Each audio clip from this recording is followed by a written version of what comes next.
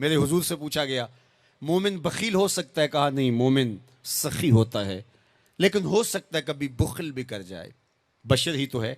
फिर पूछा गया मोमिन बुज़दिल हो सकता है? कहा नहीं, बहादुर होता है, लेकिन हो सकता है कभी बुज़दिली भी कर जाए।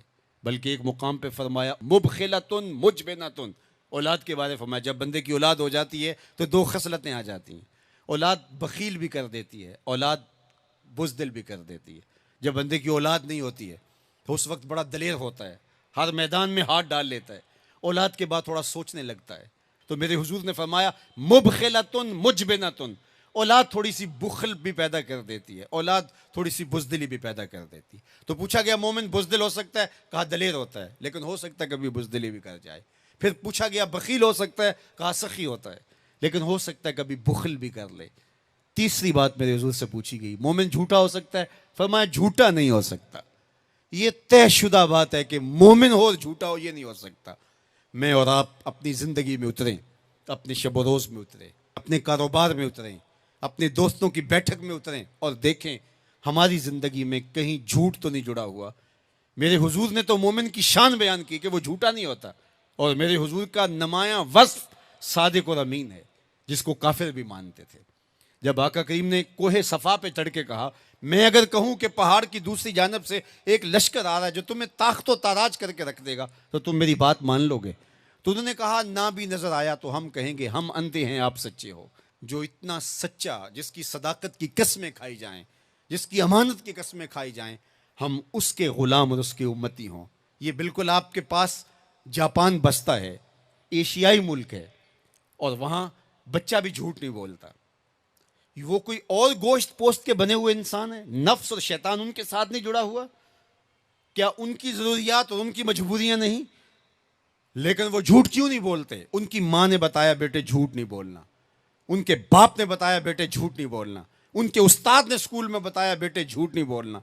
और हम क्यों बोले? हमारे नबी ने बताया झूठ नहीं बोलना, हमारे आका ने बताया कि झूठ नहीं बोलना।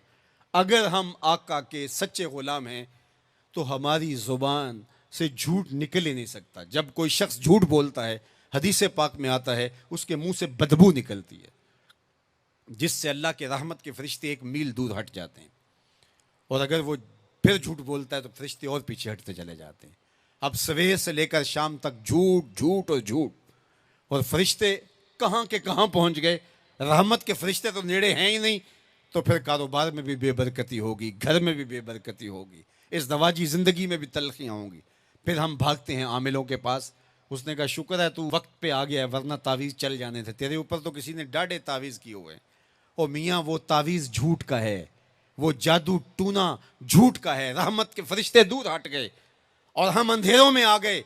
आओ सच्चाई को शियार जिंदगी बना लो, रहमत के फरिश्ते अपने नूरी पर तान देंगे तुम्हारे ऊपर, और तुम एक अनवार के माहौल में जीना सीख लोगे।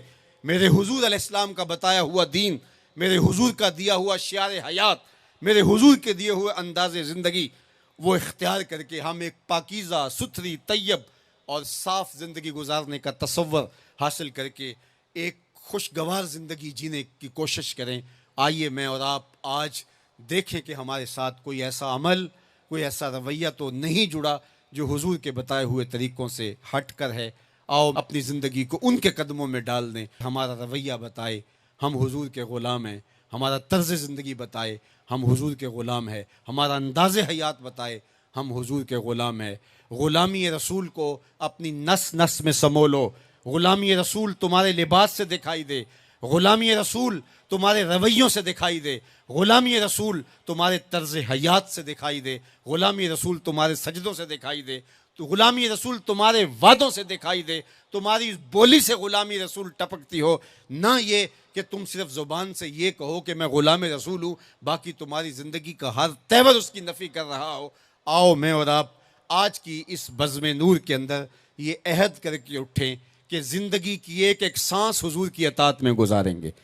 जिएंगे तो हुजूर के लिए, मरेंगे तो हुजूर के लिए, और ज़िंदगी की एक एक सांस हुजूर के नाम लगाएंगे और उनके लिए जिएंगे और उन्हीं के लिए मरेंगे।